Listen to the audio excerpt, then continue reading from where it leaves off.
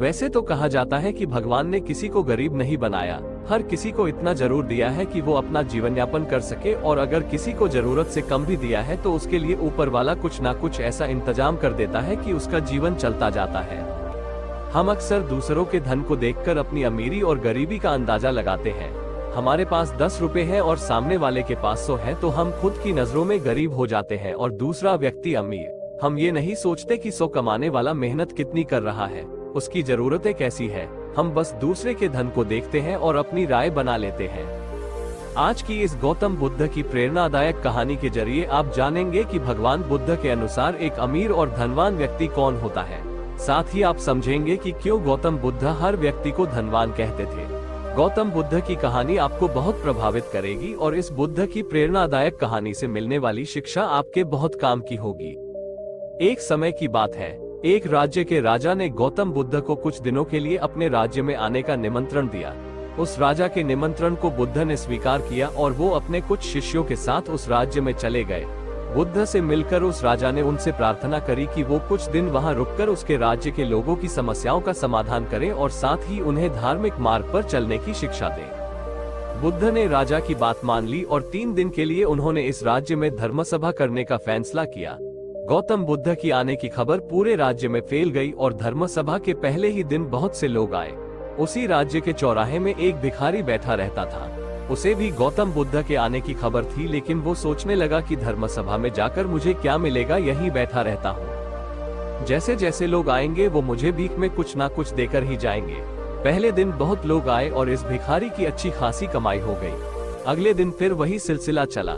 भीख मांगने के साथ साथ भिखारी ने ये भी देखा कि धर्मसभा में जाते वक्त लोग दुखी और उदास से होकर जा रहे हैं और उसे कुछ देकर भी नहीं जाते, लेकिन जब वो बुद्ध से मिलकर वापस आते हैं तो काफी खुश दिखते हैं और खुशी खुशी भीख भी देकर जाते हैं। यही सोचते सोचते दूसरा दिन भी निकल गया। तीसरे दिन बहुत कम लोग आए तो भिखारी परेशान हो गया। उसकी कमाई नहीं हुई। उसने सोचा कि बुद्ध सबकी समस्याओं का उपाय दे ही रहे तो क्यों ना मैं भी उनके पास जाऊं और अपनी इस निर्धनता को दूर करने का उपाय पूछूं। ऐसा सोचकर वो भी धर्मसभा में चला गया, लेकिन वहां लंबी लाइन लगी थी। बड़ी मुश्किल से उसका नंबर आया। बुद्ध के पास पहुंचकर उसने प्रणाम किया और बोला, भगवान, इस गांव में सभी लोग खुश हैं और सभी धन सुविधा से संपन्न है, फिर मैं ही निर्धन क्यों हूँ। उस भिखारी को देखकर भगवान बुद्ध बोले, तुम निर्धन इसलिए हो क्योंकि तुम हमेशा दूसरों से मांगते रहते हो लेकिन कभी किसी को कुछ देते नहीं। तुम सोचते हो कि लोग तुम्हें भीख में बहुत पैसे दे, लेकिन बदले में तुम किसी को कुछ देना नहीं चाहते।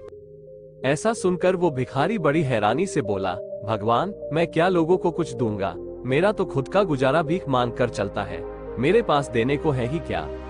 बुद्ध कुछ देर के लिए मौन हो गए और थोड़ा देर रुकने के बाद बोले, तुम बहुत मूर्ख हो। किसी को देने के लिए या दूसरों के साथ बांटने के लिए ऊपर वाले ने तुम्हें और हम सभी को बहुत कुछ दिया है। मुस्कुराहट दी है जिसे तुम दूसरों के साथ बांटकर उनमें आशा और उम्मीद जगा सकते हो। आवाज दी है जिससे तुम मीठे शब्द बोलकर लोगों की तारीफ कर सकते हो। 2 हाथ दिए हैं जिनसे तुम दूसरों की मदद कर सकते हो। एक स्वस्थ शरीर दिया है जिससे तुम भीख ना मांगकर मेहनत का काम कर सकते हो। ऊपर वाले ने जिसको ये चीजें बिना किसी कमी के दी है वो कभी निर्धन नहीं हो सकता। तुम निर्धन हो तो बस अपनी सोच की वजह से। जैसे जैसे तुम इस सोच से बाहर निकलोगे, तुम खुद को दूसरों जितना ही अमीर समझने लगोगे और तुम्हारा जीवन भी सुधर जाएगा। दूसरों की खुशी देखकर उनसे अपनी तुलना मत करो। ऊपर वाले ने हर किसी को धनी बनाया है, बस जरूरत है तो अपनी सोच को सुधारने की। भगवान बुद्ध की बातें सुनकर उस व्यक्ति को अपने जीवन का मूल्य समझ आ गया और वो उनके दिए हुए उपदेश के अनुसार अपना जीवन जीने लगा। सीख जो हमें भगवान बुद्ध की प्रेरणादायक कहानी से मिलती है। हम सभी लोग जब दूसरों से अपनी तुलना करते हैं या दूसरों को खुश देखते हैं तो हमें लगता है कि हमारा ही जीवन खराब है और बाकी सब मजे में है। हम कभी अपने जीवन की अच्छी चीजों पर ध्यान नहीं देते। हम कभी ये नहीं सोचते कि भगवान ने हमें एक स्वस्थ शरीर दिया है जो कि सबसे मूल्यवान चीज है।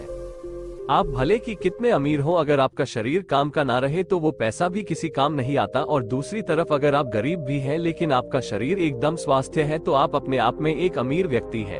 एक स्वस्थ शरीर पैसों से कितना ज्यादा जरूरी है, कोरोना काल में हम सब देख ही चुके हैं। आई होप इस गौतम बुद्ध की मोटिवेशनल कहानी से आपको प्रेरणादायक सीख मिली हो। ऐसी ही और भी कहानियां सुनने के लिए इस चैनल से जुड़े रहें।